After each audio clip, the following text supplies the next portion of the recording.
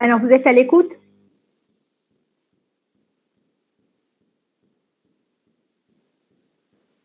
Oui, madame. Oui.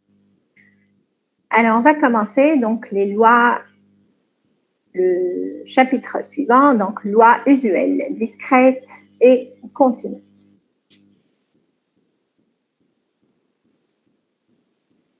Donc, là aussi, ce chapitre-là, il n'est pas inclus dans le DS, mais ça va vous permettre de vous rafraîchir la mémoire sur plusieurs notions également. Parce que ce qu'on a vu dans le chapitre précédent, c'était les lois dans le cas général, donc les variables aléatoires quelconques. Donc, ce qu'on va voir ici, c'est des variables aléatoires bien distinguées qu'on appelle des lois usuelles. C'est-à-dire, c'est les variables aléatoires qu'on voit le plus dans les situations qui nous entourent. D'accord? Entre guillemets, donc c'est des cas particuliers bien fréquents, des variables aléatoires qu'on a vues dans le chapitre précédent. Okay? Alors, dans ce chapitre, donc, il y a deux types de lois usuelles, les lois usuelles discrètes et les lois usuelles continues, comme bien sûr les variables aléatoires. Donc, on va commencer par la première loi usuelle discrète qui est la loi uniforme.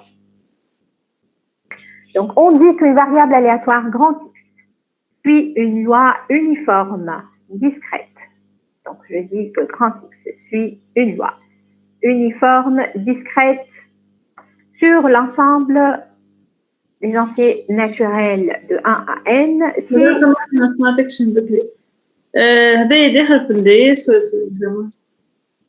je continue. Donc, grand X suit une loi uniforme discrète sur l'ensemble des entiers naturels de 1 à n. Si on a x de oméga, l'ensemble des valeurs prises par grand X, c'est les entiers naturels de 1 à n, et la probabilité pour tout cas variant de 1 à n vaut 1 sur n.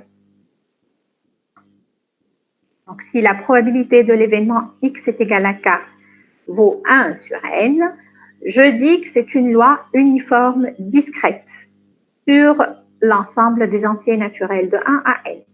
Alors, on écrit une manière d'écrire tout ça pour alléger tout ceci. On écrit x avec une flèche tordue qui suit une loi uniforme UN pour dire tout simplement que x suit une loi discrète. Alors, le modèle, c'est-à-dire l'exemple typique d'une loi uniforme, c'est celui où je prends au hasard un objet. Donc, je choisis au hasard un objet parmi n objets numérotés de 1 à n. Donc, j'ai n objets qui sont numérotés de 1 à n et je choisis un objet au hasard. Je définis la variable aléatoire x, grand X, numéro de l'objet choisi. Donc, ce numéro-là, il va varier de 1 à n. Donc, l'ensemble des valeurs prises par grand X, ça va être de 1 à n. Et la probabilité de chaque événement x est égal à k sera égale à 1 sur n. Exactement comme dans le cas où je jette par exemple un dé normal, qui est numéroté de 1 à 6, dont les 6 faces sont numérotées de 1 à 6, c'est un dé normal, et j'appelle grand X la variable aléatoire numéro de la face obtenue. Donc, toutes les faces ont la même probabilité d'apparition et la probabilité de chaque événement x est égal à k sera égale à 1/6. Okay? Donc, ça, c'est l'exemple typique d'une loi uniforme discrète. Donc, pour chaque loi qui sera donnée, on va donner la définition, le modèle et le calcul des caractéristiques. Donc, on fera à chaque fois le même type de présentation. Donc, pour chaque loi, je donne la définition, le modèle c'est-à-dire, exemple typique de cette loi. Ensuite, on donnera chaque loi les caractéristiques. Donc, les caractéristiques, à savoir le calcul de l'espérance et de la variance. Donc, dans ce cas-là, l'espérance de x, j'applique la définition, c'est la somme, donc xi, probabilité de l'événement x égale à xi. Dans ce cas-là, les xi sont des entiers naturels k qui varient de 1 à n. Les xi appartiennent à x de oméga. Donc, pour k qui varie de 1 à n, je vais faire la somme de k sur n, puisque la probabilité de l'événement x égale k, c'est 1 sur n. Le 1 sur n, je peux le mettre à l'extérieur de la somme, il ne dépend pas de la somme. Et donc, je vais faire la somme de 1 plus 2 plus 3 jusqu'à n. C'est les n premiers termes d'une suite arithmétique de premiers termes 1 et de raison 1. Donc, 1 plus 2 plus 3 jusqu'à n, c'est n fois n plus 1 sur 2. D'accord? Donc, ça va faire 1 sur n fois n plus 1 sur 2. Et donc, en simplifiant par n, l'espérance de x sera égale à n plus 1 sur 2. Bon, alors pour calculer la variance, je dois passer d'abord par le moment d'ordre 2. Donc, la même chose, sauf qu'au lieu d'avoir k, je vais avoir k au carré ici. Donc, je dois calculer la somme des k au carré pour k qui varie de 1 à n. La somme de k au carré pour k qui varie de 1 à n, c'est n fois n plus 1 fois 2n plus 1 sur 6 divisé par n. Je vous montrerai un autre jour comment on peut retrouver cette somme-là. Alors, en divisant par n, donc ce qui reste, c'est n plus 1 fois 2n plus 1 sur 6. Donc, voilà le moment d'ordre 2. Et pour calculer la variance, donc j'écris tout simplement que la variance, c'est le moment d'ordre 2 moins le moment d'ordre 1 au carré. Et donc, ça va faire, au total, en effectuant des simplifications, n au carré moins 1 sur 12. Donc là, c'était les caractéristiques d'une loi uniforme discrète. Alors maintenant, la loi de Bernoulli, la deuxième loi usuelle discrète qu'on va voir. Je dis qu'une variable aléatoire grand X suit une loi de Bernoulli si elle ne prend que deux valeurs, 0 et 1, avec des probabilités non nulles. Donc, cette loi, cette variable aléatoire, ne prend que deux valeurs. Et tout de suite, quand je pense à deux valeurs, je pense tout de suite à quel modèle? Quel modèle d'expérience où j'ai uniquement deux possibilités? Quel modèle d'expérience? Pile ou face. Exactement. Donc, par exemple, bien sûr, le modèle typique d'une loi de Bernoulli, c'est ce qui est marqué ici. Donc, le modèle, c'est lancer une pièce de monnaie où la probabilité d'amener pile est notée petit p, la probabilité d'amener face est notée petit q, qui vaut 1 moins p. Donc, j'ai dit, une loi de Bernoulli, dans le cas général, elle ne prend que deux valeurs, 0 ou 1. Je peux les modéliser comme ça, les deux valeurs. Donc, j'appelle petit p la probabilité de l'événement x égale à 1. Donc, la probabilité de l'événement x égale à 0 sera égale à 1 moins p. Alors, au lieu de dire x suit une loi de Bernoulli de paramètres p, on écrit tout simplement x suit, avec cette flèche tordue qui remplace le verbe suivre, donc x suit une loi de Bernoulli de paramètre p. Alors, plus généralement, donc, une variable de Bernoulli illustre toute expérience aléatoire qui a uniquement deux issues possibles et qui est effectuée une seule fois. Alors, rapidement, les caractéristiques de cette loi. Donc, l'espérance de x, c'est la somme sur k de k fois la probabilité de l'événement x est égale à k. K ici varie prend uniquement deux valeurs, soit 0, soit 1. Donc, ça va être 0 fois la probabilité de l'événement x est égal à 0, c'est-à-dire fois a moins t, plus 1 fois la probabilité de l'événement x est égal à 1, donc 1 fois p, et ça va donner p. La variance, ça va être le moment d'ordre 2 moins le moment d'ordre 1 au carré, donc 0 au carré fois 1 moins p, plus 1 au carré fois p, moins l'espérance au carré, donc moins p, le tout au carré. Alors, le premier terme ici, il est nul, donc là, je vais avoir p moins p carré, donc ça va faire p fois 1 moins p, c'est-à-dire p fois q. Donc ça, c'était la deuxième loi usuelle, la loi de Bernoulli. Alors maintenant, la troisième loi usuelle, les lois les plus répandues, la variable aléatoire qui suit une loi binomiale. Alors, la définition et le modèle. Alors, le modèle, c'est un modèle qu'on a déjà vu dans le chapitre précédent sur un exemple au début du chapitre. C'est un exemple aussi que j'ai expliqué avec beaucoup de précision. Donc, le modèle, c'est une urne qui contient deux catégories de boules. Donc, une urne qui contient deux catégories de boules. Des boules blanches en proportion P et des boules noires en proportion 1 moins P. Et l'expérience consiste à tirer petite n boules avec remise de cette urne. Le plus important, c'est que ce soit un tirage avec remise. Donc, je tire la première et je la remets, ensuite la deuxième, ensuite la énième.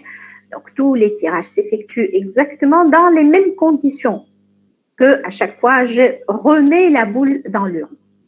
Et on définit la variable aléatoire grand X, nombre de boules blanches obtenues au cours de ce tirage. Donc, grand X ici, la variable aléatoire, elle va prendre des valeurs qui vont varier de 0 à n. Donc, x de oméga varie de 0 à n. Et j'ai très bien expliqué la dernière fois pourquoi la probabilité de l'événement x est égale à k vaut exactement p à la puissance k fois 1 moins p à la puissance n moins k, et tout ça est multiplié par cnk, tout cas qui varie de 0 à n. Je vous rappelle aussi que j'ai expliqué que ce cnk qui est là, c'était exactement le cardinal de l'événement x est égal à k. L'événement x est égal à k est composé de ckn événements élémentaires. Tous les événements élémentaires ont la même probabilité d'apparition qui est p à la puissance k fois 1 moins p à la puissance n moins k. C'est quoi? Donnez-moi l'exemple d'un événement élémentaire de l'événement x est égal à k. Un événement élémentaire de l'événement x est égal à k. Ça va être un événement élémentaire qui contient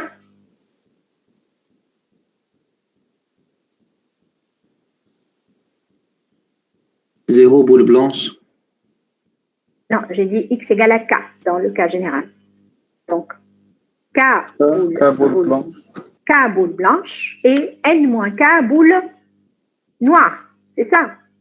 Donc, un événement élémentaire de l'événement x est égal à k, un seul. Ça va être un événement élémentaire où il y a k boules blanches et n moins k boules noires.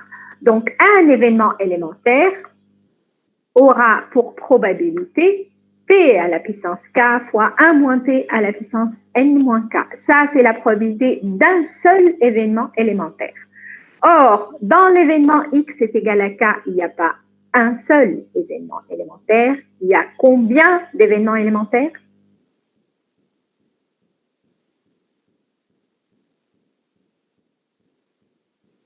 CNK. Oui, il y a CNK événements élémentaires. Pourquoi CNK ou KN événements élémentaires? Donc, c'est la manière avec laquelle je peux placer les K boules blanches parmi les n boules. Il y a CKN manières, CKN façons de placer les K boules blanches parmi les n boules. Je vous rappelle que CKN est égal à factoriel n sur factoriel K fois factoriel n moins K. Je répète, CKN, c'est factoriel n sur factoriel K fois factoriel n moins K. Bon, donc dans ce cas-là, je dis que X suit une loi binomiale de paramètres n et p. Donc, dans ce cas de figure, je dis que X suit une loi binomiale de paramètres n et p. Et on écrit tout simplement X suit une loi binomiale de paramètres NP, donc avec cette écriture-là. D'accord?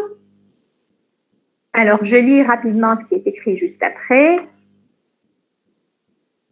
Ça résume tout ce qu'on disait, que je viens de dire oralement. Donc, plus généralement, la loi de Bernoulli s'applique chaque fois que l'on s'intéresse au nombre de succès obtenus lors d'une succession de n essais indépendants d'une épreuve aléatoire n'ayant que deux issues possibles, le succès avec une probabilité P et l'échec avec la probabilité 1 moins P.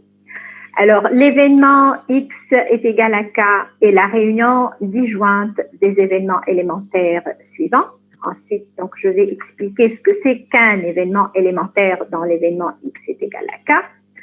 Donc, un événement élémentaire, je vais considérer les n uplets où il y a K succès et n moins K échec. Le nombre de ces n uplets, donc le nombre de ces événements élémentaires, et le nombre de façons de disposer K succès parmi les n et C, c'est-à-dire CNK.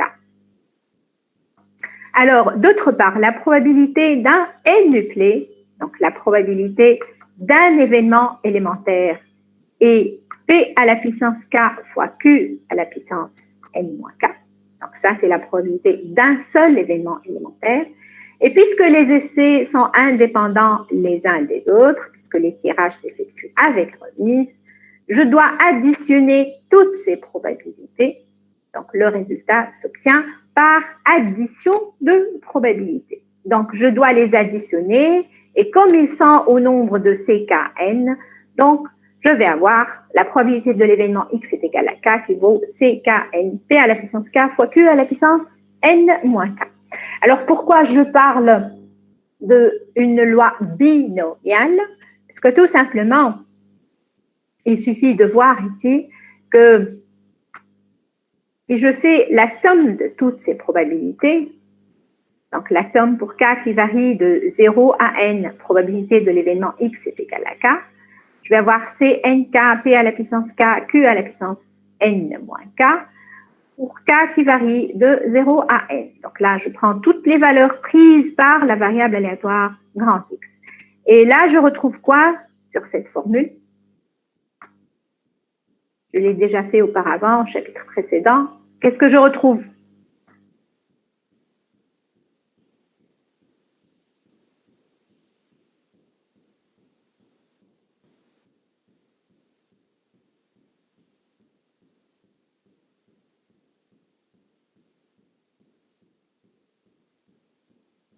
Qu'est-ce que je retrouve ici?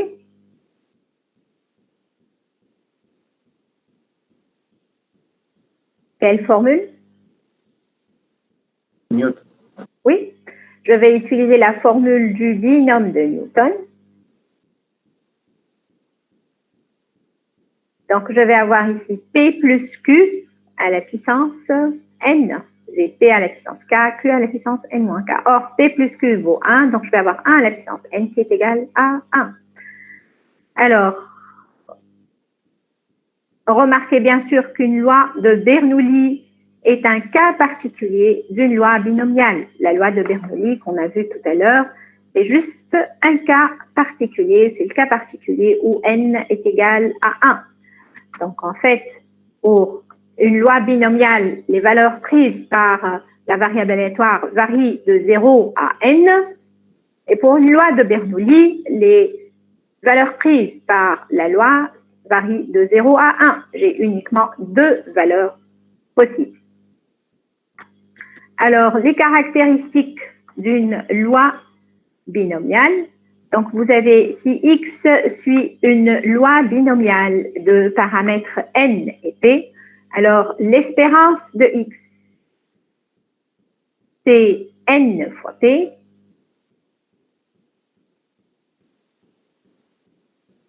et la variance de X, c'est N fois P fois Q.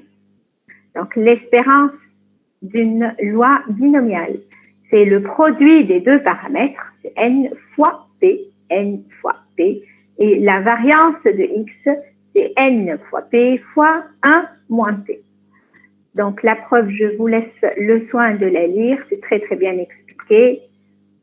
C'est juste un tout petit calcul et vous allez avoir l'espérance de X qui est égale à N fois P.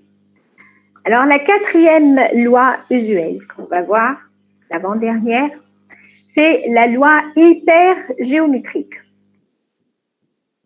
Alors, la loi hypergéométrique, cette loi correspond au tirage d'un échantillon, cette fois-ci sans remise, dans une population qui est composée de 2 catégories d'individus, exactement comme tout à l'heure. Donc, le modèle, j'ai une urne qui contient 2 catégories de boules, des boules blanches au nombre N1 et N2 boules noires. Donc, je vais effectuer N tirages, petit n tirages, sans remise dans l'urne. Et je vais définir la variable aléatoire grand X, nombre de boules blanches obtenues. Donc, je tire une première boule, je ne la remets pas, je tire une deuxième, une troisième, ainsi de suite. Donc, je fais petit n tirage, sans remise. Donc, je fais petit n tirage, petit n bien sûr est inférieur à grand N, le nombre total de boules dans l'urne. Ce tirage s'effectue sans remise et je définis la variable aléatoire nombre de boules blanches obtenues. L'ensemble des valeurs prises par grand X, cette fois-ci, ne sera pas égal à l'ensemble de 0 à n, mais il sera inclus dans l'ensemble de 0 à n. Vous allez tout de suite comprendre pourquoi. Je n'ai plus, bien sûr, le droit d'appliquer la formule de tout à l'heure, puisque les tirages s'effectuent sans remise.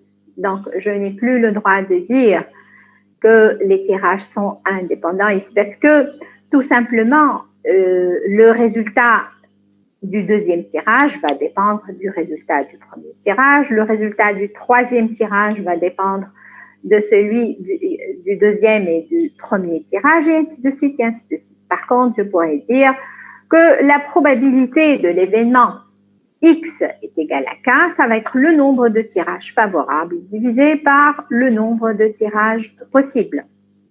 Alors, puisque le tirage s'effectue sans remise, je vais appeler tirage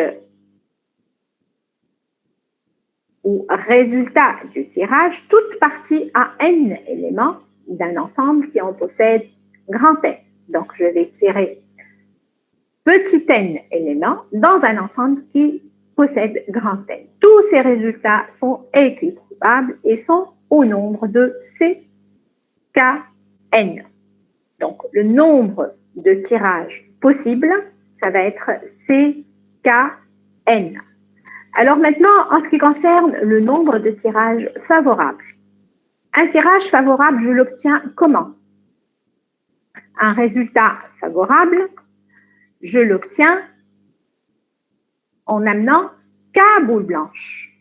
Donc, je l'obtiens en choisissant K boules blanches parmi, bien sûr, les N1 boules blanches existantes. Et ceci se fait de combien de manières? Ça se fait de CKN1 manière possible.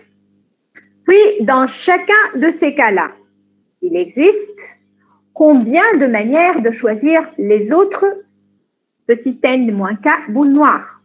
Il existe dans chacun de ces cas-là c n moins k n2 façons de choisir les n moins k boules noires pour compléter ce tirage.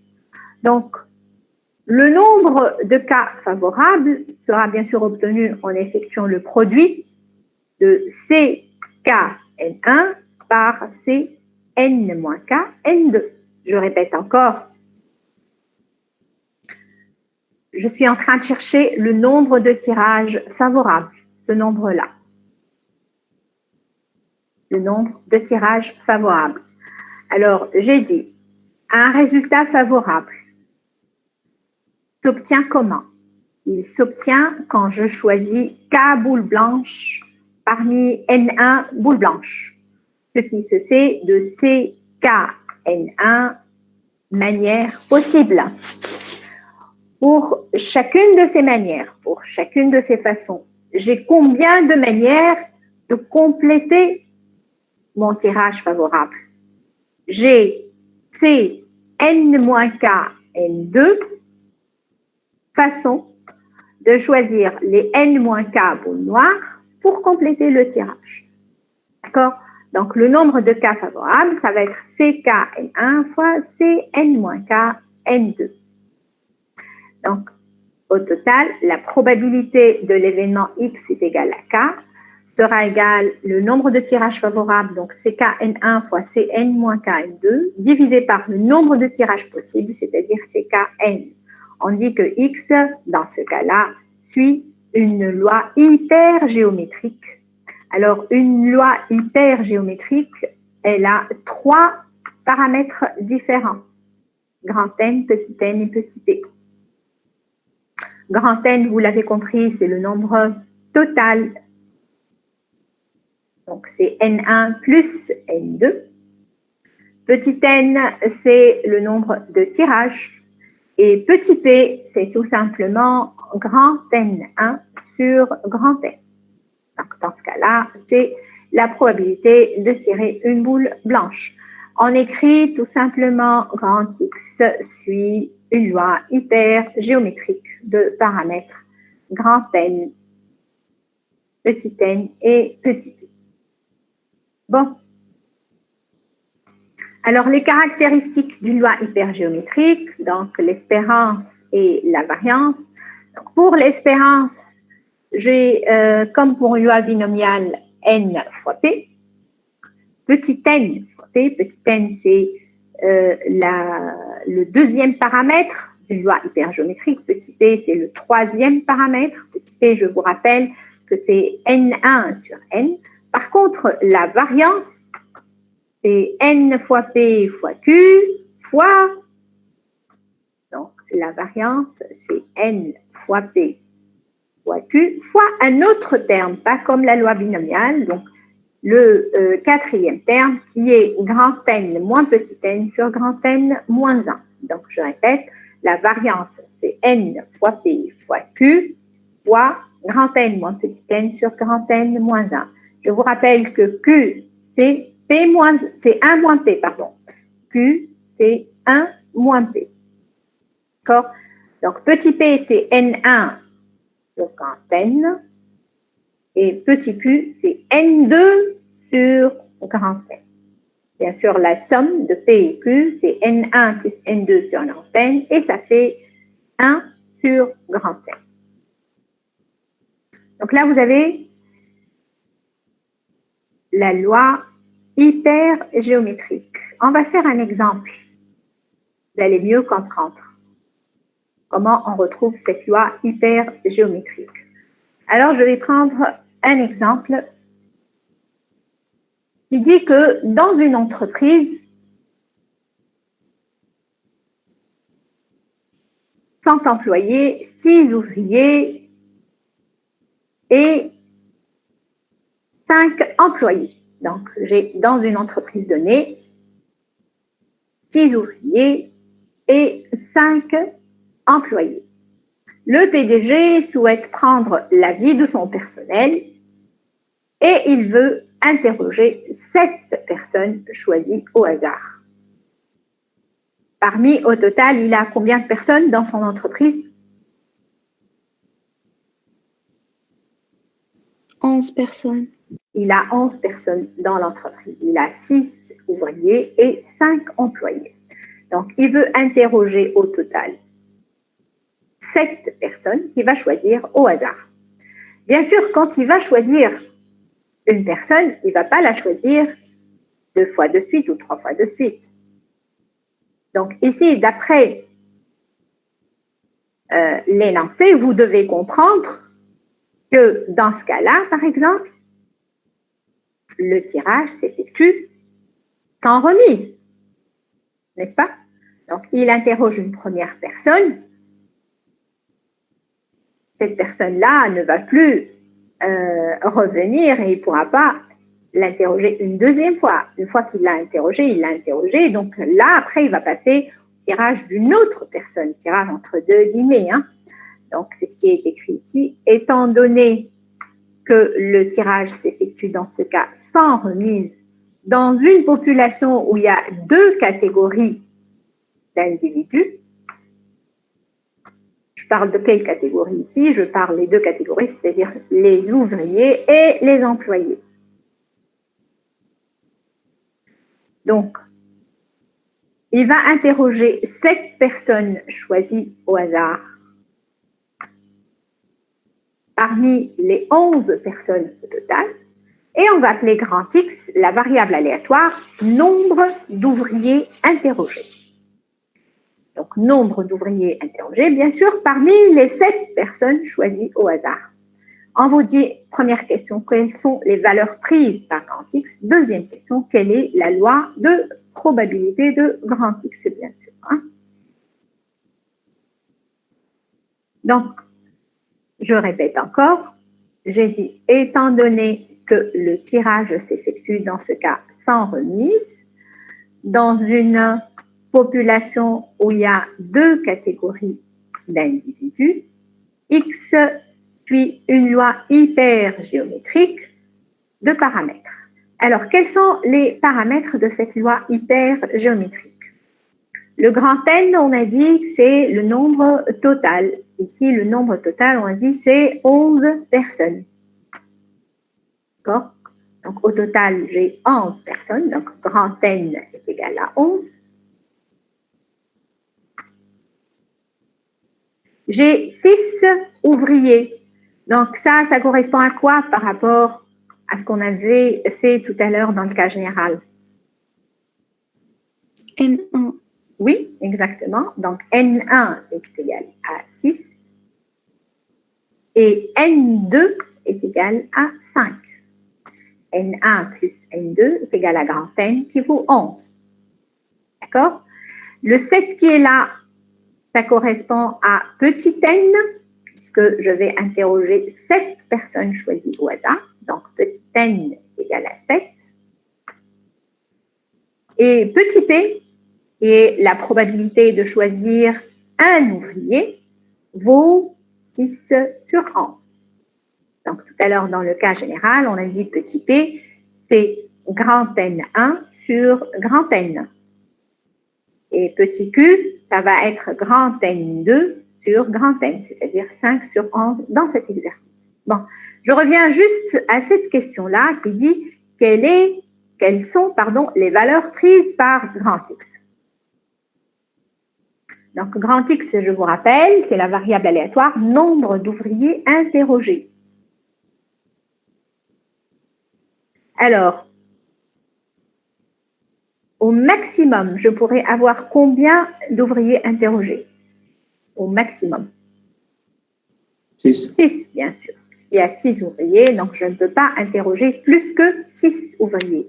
Et au minimum, je pourrais avoir combien d'ouvriers interrogés? 2. 2, exactement. Puisque je vais interroger 7 personnes. Donc, je pourrais à la limite avoir 5 employés, tous les employés. Donc, nécessairement, si j'ai 5 employés, j'ai 2 ouvriers. C'est pour ça que X de oméga, ici, c'est l'ensemble qui varie de 2 à 6. Vous vous rappelez tout à l'heure, je vous ai dit x de oméga est inclus dans l'ensemble qui varie de 0 à petit n. J'ai dit que x de oméga, ce n'est pas l'ensemble qui varie de 0 à petit n. Vous vous rappelez? Là, j'ai dit x de oméga, il est inclus dans l'ensemble qui varie de 0 à petit n. Il n'est pas égal à l'ensemble qui varie de 0 à petit n, comme dans le cas d'une loi binomiale. Et vous voyez ici pourquoi, dans cet exemple bien défini. D'accord? Donc, dans cet exemple-là, par exemple, x de oméga, ce n'est pas l'ensemble qui varie de 0 à 7. X de oméga, c'est l'ensemble qui varie de 2 à 6. Donc, pour déterminer l'ensemble x de oméga, il faut bien sûr comparer le petit n qui est là à n1 qui est là et à n2 qui est là. Donc, le petit n doit être comparé à n1 et à n2 pour pouvoir définir ce que vaut x de oméga. Bon, donc étant donné que le tirage s'effectue sans remise dans une population où il y a deux catégories d'individus qui sont les ouvriers et les employés, grand X suit une loi hypergéométrique de paramètres grand N égale à 11, petit n égale à 7 et petit t égale 6 sur 11. La probabilité de l'événement X est égale à K sera égale, donc d'après le raisonnement qu'on a fait tout à l'heure, donc le nombre de cas possibles, ça va être C7, 11, le nombre de manières avec lesquelles je peux choisir 7 personnes parmi 11 personnes. Ensuite, le nombre de cas favorables, c'est le nombre de manières de choisir K ouvriers parmi les 10, fois le nombre de manières de choisir les 7 moins K employés parmi les 5 employés. Et bien sûr, pour K qui varie dans X de oméga, c'est-à-dire pour K qui varie de 2 à 6. Voilà un exemple d'une loi hypergéométrique. Alors, pour finir, donc la dernière loi usuelle qu'on va voir, c'est la loi de Poisson. Alors, je dis qu'une variable aléatoire grand X suit une loi de Poisson de paramètre lambda si X prend des valeurs entières de 0 à l'infini et si la probabilité de l'événement X est égale à K, c'est exponentielle moins lambda, lambda à la puissance K sur factoriel K, pour tout K qui varie de 0 à l'infini, tout K entier naturel. D'accord?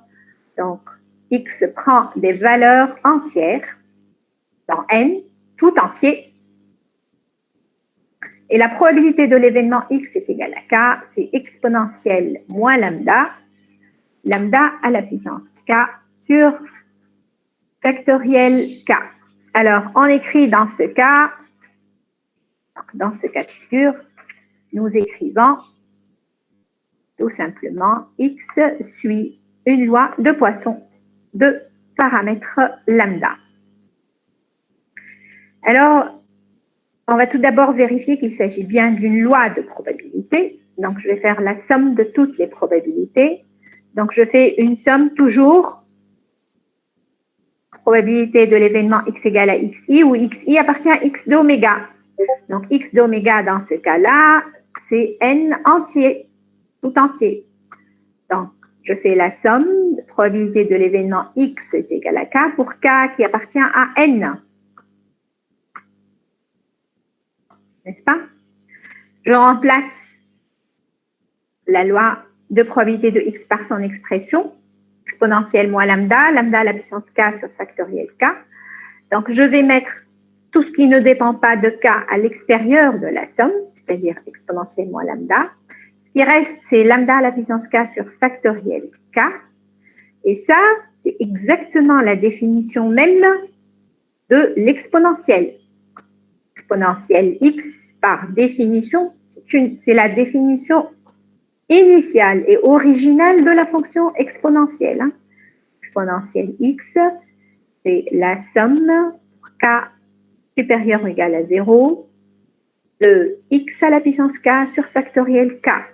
Donc, je vais avoir exponentielle moins lambda fois exponentielle lambda, et ça donne bien 1. D'accord? Donc, les modèles et les exemples de la loi de Poisson sont très nombreux et très répandus dans notre entourage. Il s'est avéré, donc les statistiques ont montré que, par exemple, parmi les modèles qu'on peut donner, il y en a plusieurs et plusieurs dans notre vie courante. Par exemple, le nombre de véhicules qui franchissent un poste de péage.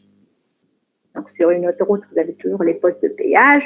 Donc, si on compte le nombre de véhicules qui franchissent un poste de péage pendant une période T bien déterminée, on se rend compte tout de suite que ce nombre-là suit une loi de Poisson. Si on compte, par exemple, aussi pour un objet qui est fabriqué en série, le nombre de défauts, pendant toujours une période bien déterminée, on se rend compte aussi que ce nombre-là suit une loi de Poisson. Si on compte aussi, et on fait des statistiques sur le nombre d'appels reçus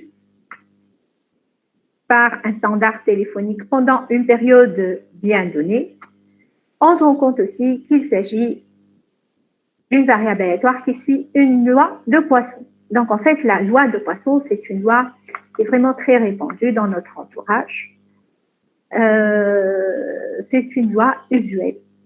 Donc, toutes ces 5 lois qu'on vient juste d'énumérer, ce ne sont pas les seules lois usuelles discrètes, mais ce sont les lois usuelles les plus répandues. On peut étudier d'autres lois usuelles aussi, mais on va s'arrêter là pour les lois usuelles discrètes.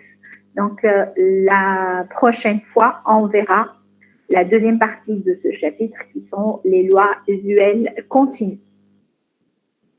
Ce qu'on a fait aujourd'hui, bien sûr, j'ai dit, je le répète, n'est pas inclus dans le DS, mais on était en train juste de donner des exemples et des cas particuliers de variables aléatoires discrètes. Donc, ça peut être une continuité. Vous pouvez aussi considérer ça comme des exercices. D'ailleurs, pour la loi de Poisson, si vous vous rappelez bien, cette loi-là, par exemple, pour la loi de Poisson, on l'a vu, n'est-ce pas, ensemble?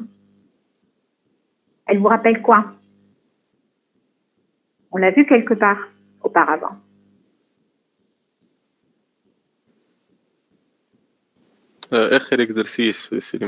Oui, exactement. Donc, dans le dernier exercice, l'exercice 5 de la série 2, dans l'exercice 5 de la série 2, la variable aléatoire qu'on a utilisée, c'était une variable aléatoire qui suit une loi de Poisson. On a déterminé la loi et on a déterminé aussi l'espérance. Sans lui donner un nom, mais en fait, on l'a étudié. D'accord? Donc, en fait, ce qu'on a fait aujourd'hui, c'était étudier certaines variables aléatoires discrètes bien particulières et leur donner leur nom. C'est pour ça aussi que je vous dis ce qu'on a fait aujourd'hui aussi, ça peut être des exercices. Vous pouvez considérer ça comme des exercices. D'accord? Bon, alors je vais m'arrêter là et vous donner 15 minutes de repos pour votre prochain cours. Madame? Oui. Madame, بربي في اللوا hyper géométrique كيفاش عملنا l'application بجيتنا هكايا خاطر فما كامل لوطة في الفورمول معناها. Quelle application? J'ai pas compris. Vous parlez de quoi?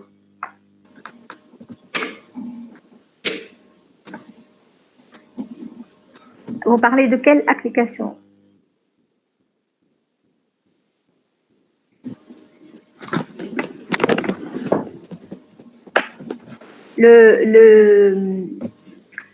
Vous parlez de la loi de X? Oui, madame. Oui. Donc, cette formule? Oui, madame. احنا ملوطة عنا CNK. Oui. وأما من بعد كي عملنا l'application ما حطيناش CNK. Vous parlez de l'exemple? Oui, madame.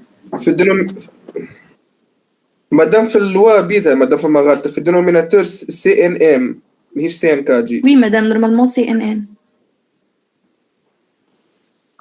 Vous parlez de quoi? De là? madame شوف l'exemple هذا عنا ملوطة c'est 11-7. المشكلة مش في l'exemple مادام في أي l'exemple صحيح والformule هذه فيها مشكلة. D'accord. Donc, il faut... non. Dans la formule... Attendez, je vais revenir, je vais vous dire qu'est-ce que j'ai mis. C'est... Ah! Oui, vous avez raison. Vous avez raison. Donc là, c'est